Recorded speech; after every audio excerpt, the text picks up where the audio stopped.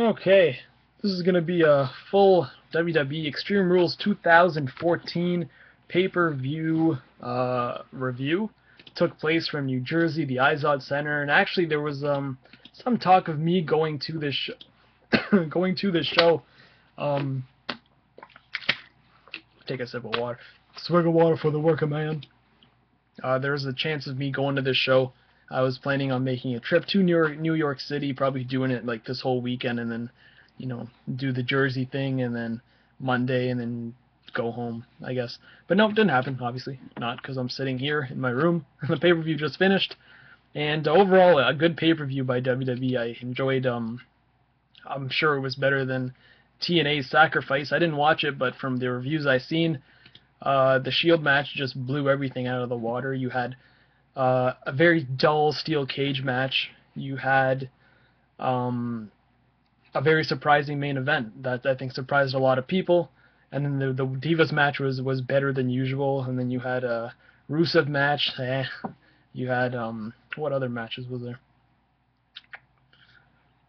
I don't remember. There was the Rusev match. Oh yeah, the triple threat match was fine also. So pretty much this pay-per-view was built around three main matches. You had Cena versus Wyatt, which was disappointing.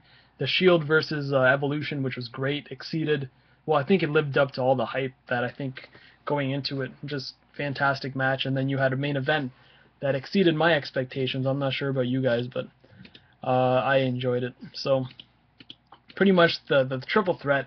I didn't know it was an elimination rule, so I guess Swagger got eliminated, and then RVD hit a frog splash. It looked like he smashed his face on the trash can, and then Cesaro hit the neutralizer.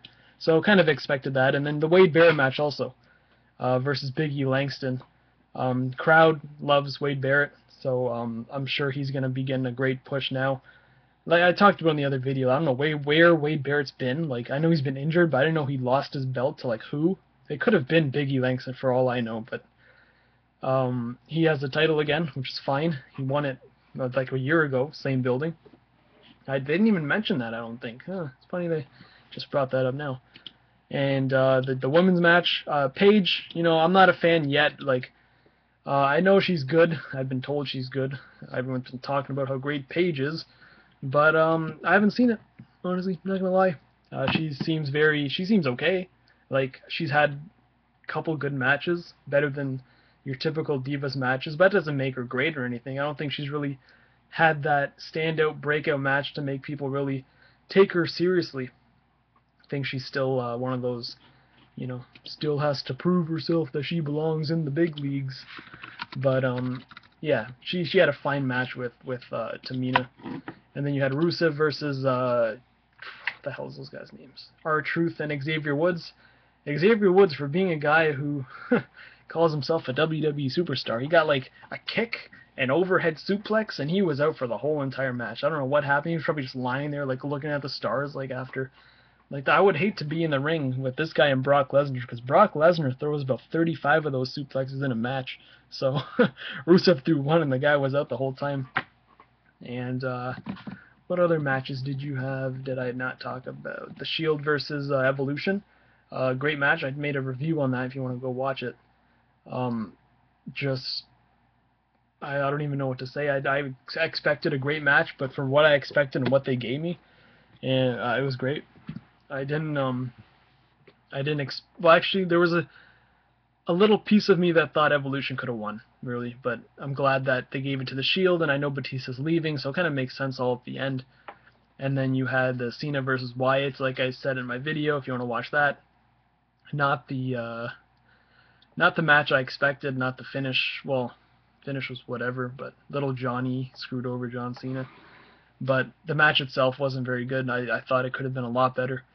And you had the main event, which I just mentioned. You had tables, you had just tied everything, and minus the kitchen sink was used in this match. Forklifts, flaming tables, tire irons, cars, and they put on a good match. And Kane, surprisingly, looking stronger than ever, you can maybe say.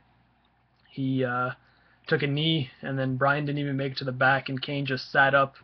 So a rematch at Payback, very, very likely, because Kane technically well, he got beat, but he didn't get like, he's like all out of it. He just sat up, and it's like nothing. He didn't even phase him. So it's like a rematch tomorrow on Raw is possible, but for me, I think they'll probably do a rematch at Payback with another. Well, I don't know what kind of gimmick match can you really have. You just had an Extreme Rules match, an Inferno match, maybe it's possible, but who knows? But that's all. If well, I don't have the network, so I guess you guys can watch it back. I can't say, oh, you better go check out this match, because all you guys have to do is be like, oh, Extreme Rules 2014, and bam, you can watch it. Me up in Canada, different story. Not a very good story. So that's all. Pay-per-view was good. I enjoyed it. And see you guys in the next video.